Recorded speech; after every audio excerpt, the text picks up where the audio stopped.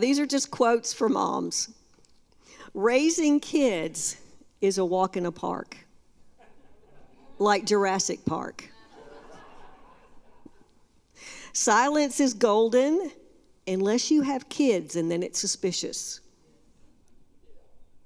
If you are not yelling at your kids, you're not spending enough time with them. Nothing in the house is really lost until mom can't find it. You know you're a mom when you understand why Mama Bear's porridge was cold. And if your kids are giving you a headache, follow the directions on the aspirin bottle, especially the part where it says, keep away from children. And if at first you don't succeed, try to do it the way your mother told you. And then I have a couple of good ones, like heartwarming ones. A mother holds their children's hands for a short while, but their hearts forever. And motherhood is the beautiful inconvenience of being another person's everything. Isn't that lovely? Because that's what you are. So when Dan asked me to do this, in the last 2 months, I've been stuck in Moses. I've been stuck focusing on Moses and talking about Moses and thinking about Moses. He's kind of like one of my heroes of the Bible. And so when I started thinking about Mother's Day and giving a message to mothers, I read the passage again, and I saw things that I never saw before because I had a different set of glasses on. And what it did was it showed me there were 5 women in the passage connected to Moses that were so significant Moses wouldn't have lived without them, yet we pass right over it and don't even think about it. So when I read the passage again, with the thought of how women are involved in history and how they're involved in changing a culture and a nation, all of a sudden, their faces came on the map. So these 5 women are what I want to talk about today, because it's Mother's Day. It's interesting, out of these 5 women, only 2 of them have their actual names recorded in the passage out of the 5 women. Yet they played such a significant key role in what went on and what happened. Now, isn't that kind of a description of motherhood? Nobody sees you at 2 a.m, like he said, when you're up at night with a sick child. Nobody sees you when you're fixing lunches and fixing breakfast and getting clothes and finding the shoe and getting school stuff together and all that kind of stuff. Nobody sees that. It's easily looked over. So all this stuff happens. So is it possible to be significant and not feel like it? We'll see. Because as mothers, we do make a difference. Now, these 5 ladies are going to be an example to all of us. That includes the men. This is not just a message for men, ladies. It's a message for men as well. These 5 women had characteristics. Each of them signified a characteristic that if we apply it into our lives, then we will be significant to the point where it goes way beyond us. It affects other people's lives, and it will filter into other generations, because that's what we want. Because we've all been there, We've all been challenged. We all wish that we were in a place that we could make life easier. Isn't that sometimes what you just want when you're busy and you're pressured by the world and you have all these demands? And it's like, could I just have one day to be easy? But it's not in the multiple choice section. These 5 women, we're going to discover the difficulty that they faced. The incredible difficulty and at the same time, the significance that they had over their everyday life inside the difficulty that they faced. You know, we have, anyway, so let's catch up with the story. All right, we have Joseph that goes to Egypt. He's actually brought to Egypt as a slave. So this whole story starts off with slavery. So he's brought to Egypt as a slave. He works as a slave. And then he gets lied about. He's put in prison. Then Pharaoh has a dream. He interprets the dream. And then when he does, he is put second in command. And he saves Egypt and the world, the known world, from starvation, from what they can do. So then they go from that, and Joseph being like the second in command of one of the greatest empires that existed, to where it says years later, Joseph dies, that Pharaoh dies, and it says another Pharaoh took his place that didn't know Joseph. Now, during this time, something incredible happened, and it's called the blessing of the Lord, but the Hebrew people multiplied. The Hebrew people excelled. The Hebrew people flourished to the point that it said there were so many Hebrews in the land, they covered the land, to where the Egyptians started fearing them. The Egyptians started being afraid because they're so numerous. They flourish so much that they are overwhelming us in our culture. So what are we going to do about this? So Pharaoh, that didn't know anything about Joseph, comes up with a plan. The plan was that let's kill the male babies. I mean, we think abortion's an issue in this country. What if every woman that got pregnant, that the medical staff was told that if you have a baby boy, we will kill it right then? We have no idea what they went through in their society if you were Hebrew. So this is where the first two ladies step up to the plate. These are, out of the 5 women we're going to talk about this morning, these are the only 2 women that are named by their names. It's Shiphrah and Puah, and they were the midwives. Pharaoh called them before them and specifically told them, this is what I want you to do. We're getting rid of all the males that are Hebrew because we're afraid of them. You think history has changed? The enemy hates men. Now, back then, they killed them at birth in the physical, but today, they are murdering your manhood through mental thought and suggestion. It's always been on the enemy's agenda to kill the men. Now they're promoted to, well, anyway, you get me. All right, so Pharaoh sends a decree. He calls the midwives before him, and this is what he says. Okay, now you're helping the Hebrew women give birth. Now, when they're on the birth stool, this is what I want you to do. If they have a son, you kill it. I can't even imagine the type of culture that you would live in where that was okay, and that you were on the receiving side of that. And I want to read to you, this is Exodus 1, verse 17. Now, this is their account. This is what we're going to learn from these 2 ladies. Verse 17, but the midwives feared God and did not do as the king of Egypt commanded them, but they let the boys live.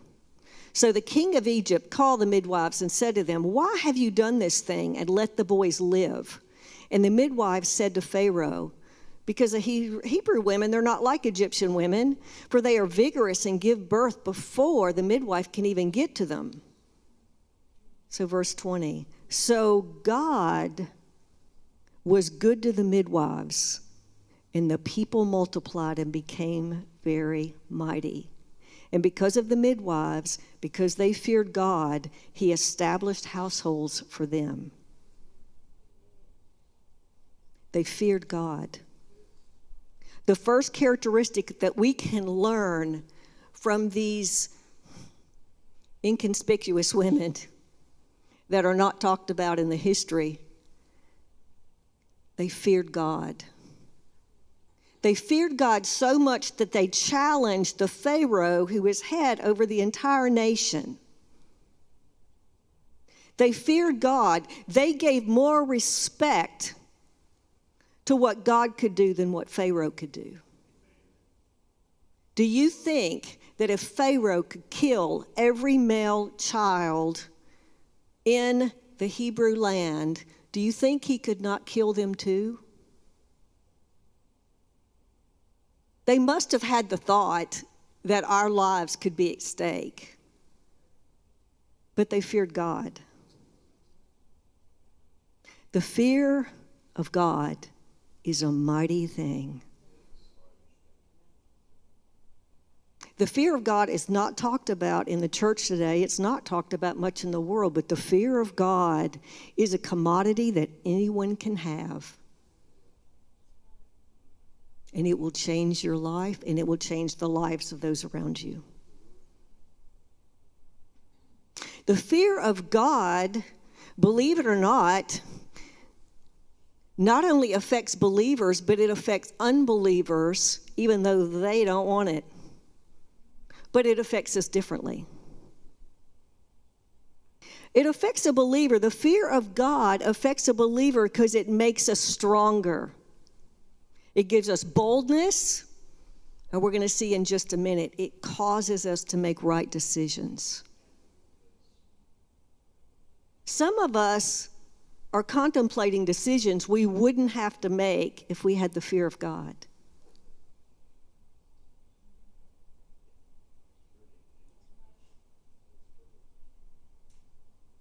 But to the unbeliever, how does the fear of God affect the unbeliever? All you got to do is look in the Bible. All through the Old Testament, what happened to the nations that would come against Israel? It said that the fear of God would come on them to where their hearts would melt like wax, and they feared the people. The fear of God is in this earth. It's us who carry the fear of God to where we can use it as a tool, and it causes unbelievers to fear God as well, but it has a different result on us compared to them. It brings blessing to us. I'm telling you, if we bring the fear of God back into the church, the fear of God will be back in the earth. Two women in a whole kingdom decided to change because of the fear of God. How much can we do as we stand together? And this is what was the result of them standing in the fear of God. Israel continued to multiply and grow and prosper. It didn't matter what Pharaoh tried to do, they even became more prosperous. The fear of God will bring prosperity. I'm not talking about finances, even though that could be a part of it. I'm talking about really living abundantly. Don't you want to live life abundantly? The fear of God is part of that. And also it says, like in verse 20, he was with the midwives, and then he blessed them, he prospered them. In Psalm 34:7, it says, the angel of the Lord encamps around those that fear him and rescues them. Pharaoh didn't kill the midwives. God was fulfilling his word and honoring them. In Psalm 111, verse 10, the fear of the Lord is the beginning of wisdom. A good understanding have all those who do his commandments. Because the world's going to tell us how to live. People's going to tell us how to live. Our job places are going to tell us how to live. Social media is going to tell us how to live. They're all going to tell us how to live. Only the fear of God will tell you the right way to live. So what do we want? What do we want? Do we want to go with the flow, or do we want to make a difference? We want to make a difference. So let's join them. Okay, let's get back to our story. That's the first two ladies. We got 3 to go. Okay, so, all right, so this happens. So the midwives,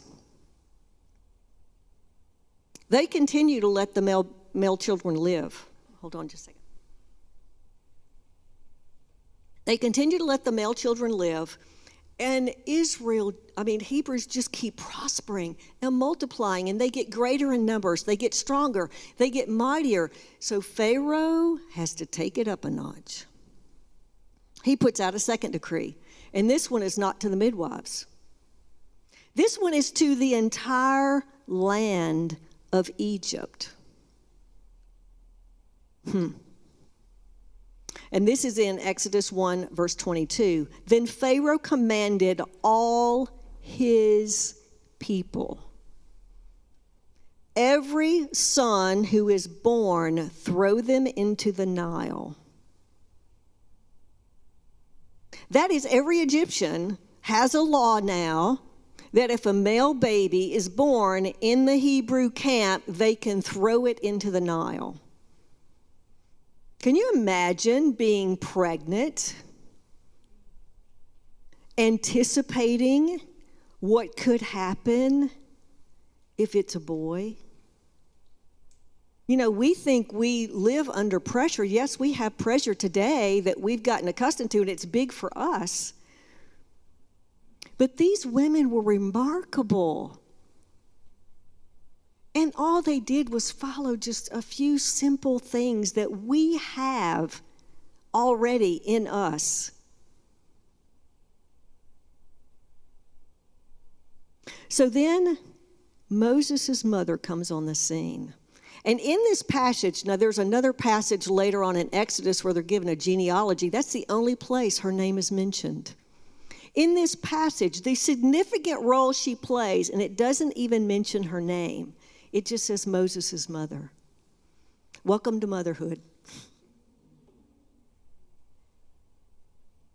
So Moses' mother comes on the scene, and this is Exodus 2, verse 2. I'm going to read verse 2 through 4. It says, the woman conceived, and she bore a son. And listen to this. When she saw he was beautiful, she hid him for 3 months. There's a lot of strategy here. She hid him for 3 months. But when she could hide him no longer, she got him a wicker basket and covered it over with tar and pitch. Then she put the child into it and set it among the reeds by the bank of the Nile. And his sisters stood at a distance to find out what would happen to him.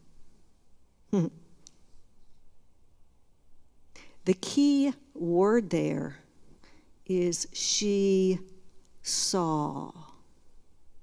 She saw he was beautiful. She saw. Does that mean she saw it was just a pretty baby? That word saw is about what happens in a mother when she sees her baby and her heart gets engaged. And an unconditional love happens. And there's something in a mom that sees something in a baby that the world doesn't see, but the mom sees it. And that never stops. There's something of promise. A mother sees promise. A mother sees potential. A mother sees everything that child can be. And that's what happened when Moses' mother saw he was a beautiful child. She saw his potential. She saw his purpose. And she's like, we cannot let them rip this baby out of my arms and throw him into the Nile. So what she did is she activated something that every one of you have. She took what she saw and she used it in faith. Her contribution to our story today is faith. The first two women is fearing God. The second thing that you guys have that Moses' mother had is faith. And you know what faith will do? Faith will open up your sight. You want to see what the world doesn't see and the potential and the things that can happen? Step out in faith, and all of a sudden your vision will open up and you will see too. She was a woman of faith. Hebrews 11:1, we all know the verse. Now faith is the substance of things hoped for and the evidence of things not seen. When you use faith, you will see in the Spirit. You will see in your difficult situation, no matter who you are, everybody has a difficult situation in their life. And when you use your faith, when you activate your faith, all of a sudden, vision happens. Where there was a no way out before, vision happens. So how does that work? It says that faith without works is dead, but how do you get from faith to works? She shows us how. It's a 4-step process. Faith. She had faith that child should live. That child should not be killed. It should not be thrown in the river. I mean, when I think about someone that I love dying, it wouldn't be by drowning. It'd be torment to even imagine that. But she wanted him to live. So here's what faith did for her. She had to develop it. It said that she hid Moses for 3 months. Your faith, you can have faith, but it has to grow. It has to develop. So she took 3 months, which is showing us that there is a thing that you can see in the spirit realm, but you have to have time to build your faith to the point where you can get to that place where your faith becomes sight. So she hid that baby for 3 months. So you have faith, and then you step into vision. So in that process of stepping into vision, then what do you have when you get vision? Because your solution to your problem does not come within the problem. You can keep looking at your problem forever and ever and ever, and you're not going to find the solution in the problem. But you will find the solution in your sight. Because the solution doesn't come within the problem. It comes in the visionary stuff that you see of what can be. So you have faith, you have sight, and then that's where you get your strategy. Faith, vision, strategy. What was her strategy? The plan was birthed. So for 3 months, she chews on it. She hides them. She develops her faith. She starts getting sight. She starts grabbing a hold of what that sight is. And then, ta-da, I'll take a basket and I'll put tar and pitch in it. Maybe if the right person finds him, maybe he can live. Even if I don't get to raise him, at least he's alive. At least he's alive. At least he could live. Your faith will give you vision, and your vision will give you strategy you didn't have when you were looking at the problem. And then the last step is action. Now that you have the strategy, it's up to you to act on it. She could have had the plan, but if she didn't go ahead and do it, it would have never happened. Moses would have been dead. Faith, vision, strategy, and action. Now, what I think is brilliant of what God does, the same Nile River Pharaoh used to kill the babies, Moses was let live. God used that same river that Pharaoh used to kill to save Moses and ultimately to save his nation and to bring the defeat of Egypt. The same river. One brought death, and what God did brought life.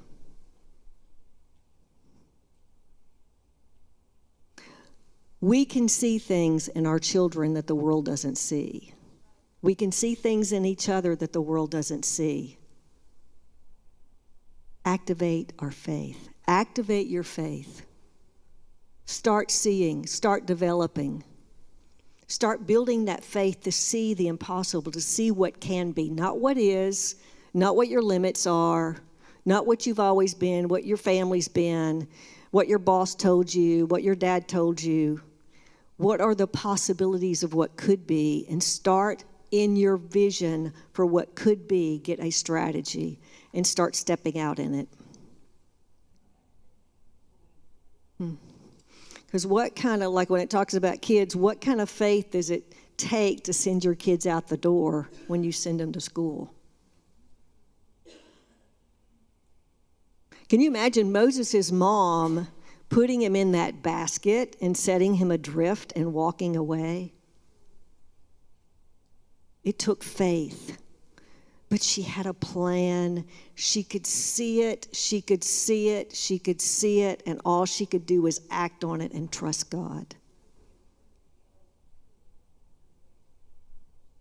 All right, so now we have faith. So we come to the next one. This is Exodus 2, we're going to do 5 and 6. The daughter of Pharaoh came down to bathe at the Nile with her maidens alongside the Nile, and she saw the basket among the reeds and sent her maid. She brought it to her. She opened the basket. She saw the child, and behold, the boy was crying. She had compassion on him. And she looked up at her maidens and said, "This is one of the Hebrews' children." She had compassion on him. This weekend when we were at the Ark, yesterday, as he was teaching, he mentioned the word compassion and gave the Hebrew definition. And I'm like, oh my gosh, that's so good. The Hebrew word for compassion is a moving of the womb of Yahweh. A moving of the womb of Yahweh, compassion. The dictionary puts it a different way in our language, but compassion in the dictionary actually has two parts to compassion. The first part is this. It says deep sympathy or sorrow for another in misfortune. But the second part is about action. It says accompanied by a strong desire to alleviate that suffering. Compassion is not just passion by itself, where you feel hurt for someone else. You feel a passion for someone else. Compassion is something that you feel that, but then you're activated to do something about it. You step in. This is why people feed the hungry. This is why people go on the mission field. This is why people do things for other people. It's because they have compassion. They have a passion to help other people, but they want to do something about it. Pharaoh's daughter did that. She had compassion. Can you imagine a more unlikely candidate to adopt Moses? First, she was an Egyptian. They hated Hebrews. Hated them. Secondly, it was her father that put up the decree to kill every male child. Her father. She adopts his baby. He's going to be living in their house. The same guy that decreed death for all of them, Moses will be living in his house.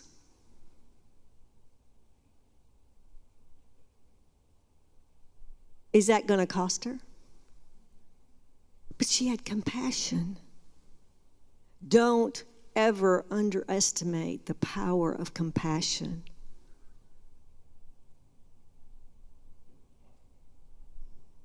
It changes lives. She wasn't even a believer. But yet she had enough compassion to change the life of Moses. And ultimately it set things on a trajectory that we had the whole Israel people go into the promised land. Because she had compassion. You know, it may be that even your mother may not have been a believer. Maybe when you were a mother, maybe you weren't a believer at the time. But destiny can still happen. Destiny can still happen. So she gives us compassion. Now we're to the last one. And this is Exodus 2. We're going to go in verse 7. It says, then his sister, Moses' sister, again, she's unnamed, it just says sister. Then his sister said to Pharaoh's daughter, because, you know, she was waiting by the side of the Nile watching, remember? Shall I go and call a nurse for you from the Hebrew women that they may nurse the child for you? Pharaoh's daughter said to her, well, go ahead. And the girl went and called her mother. Pharaoh's daughter said to her, take this child, to the mother, take this child away and nurse him for me, and I will give you wages. So the woman took the child and nursed him. The child grew, and she brought him back to Pharaoh's daughter when he was weaned, and he became her son. Wow, talk about a heart-wrenching story. He became her son. And Pharaoh's daughter was the one that named him. She named him Moses because I drew him out of the water. That's what Moses meant. Now let's talk about Moses' sister. She was a young girl. We think that maybe there's a point that we can't have, we're not enough to be significant. And this is a young girl. This is his sister that's just waiting by the side of the bank. And she does something in her youth that is so significant. It's pivotal to Moses being saved. She's watching as Pharaoh's daughter is there by the water. So she goes over, and Pharaoh's daughter picks up the baby. Now, it says in the narrative that the word gives us, all Pharaoh's daughter said was, oh, this is a Hebrew baby. And then his sister steps up and says, hey, you want me to get a nurse for him? Bam. What that is the suggestion is planted. Why don't you raise him? Pharaoh's daughter didn't pick him up and say, I'm going to keep this baby. She just opened the basket and said, oh, this is a Hebrew baby. And she comes up and she says, you want me to get a nurse for you so that you can feed him? suggestion, keep him, raise him, put him in the palace, let him live so he doesn't have to die. She's thinking all this stuff and planning it, just the suggestion. Can you imagine the power that we have as the people of God to be able to suggest things to the world and to the people we know that could just slightly tilt their thinking to make them into somebody they never thought about being 10 minutes before that? And all she did was put herself in her mom's and brother's service.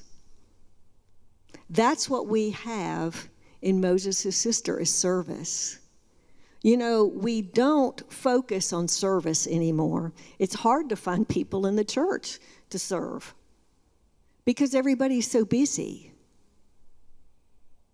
But she served. She wasn't out for herself. She wasn't out to make a name for herself. She wasn't afraid.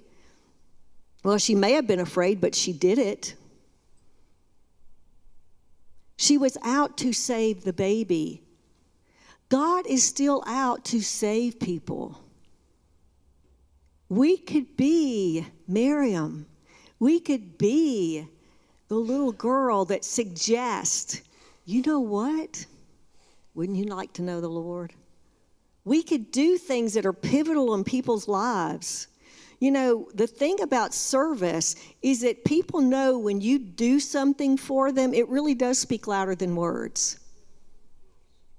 You know, people are up, it's not a big recognized position. You know, we don't make parades for us, for the people that serve. People are up here all the time at the church. Nobody sees them, but they work hard. You know, they don't get applause. They don't get recognized, but they do it, and it changes lives. The cool thing about service, the power of serving other people, is that there's no age to it. You can never be too young. You can never be too old. You can never be too inexperienced. All of it has influence. We all want to influence people, don't we? Serve. You don't know how much your little thing that you do to serve someone else can influence a life, and you don't know what the ramifications that would be for generations later. We all want to be significant. We all want to do things that make a difference, and these 5 women show us how. We all want to be a hero, but you don't have to be famous to be a hero. The Lord told me one time when he was trying to teach me about dying to self, he said about a hero, he said, a hero never becomes a hero because they were out to save themselves. They don't make monuments for people that had the story of, hey, I got out of that situation all by myself. They do monuments for people that save others. And that's where we can be. So as we make a difference and change people's lives, the 4 things that these women teach us, these 5 women, is number 1, we can live in the fear of God. We can live in the fear of God, and I'm telling you, it makes an impact. Those 2 women made an impact on the entire Hebrew nation and the culture of Egypt because they had the fear of God. Everybody has that. They lived by faith. They lived by faith. And we can live by faith and push through the difficult times. We take that faith and we stretch forth and we find the strategy, and then we step into action. We can live by compassion. Compassion to care about other people, to take the time to care about other people, and to be their hero. We can also live by serving and to make other people's lives meaningful. There is no special talent or gift needed. no special talent or gift. So we may not have our name in lights. We may not have our name mentioned.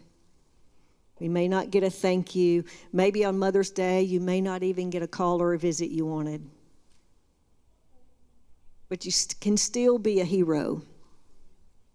I'm going to finish with a quote from Mother Teresa.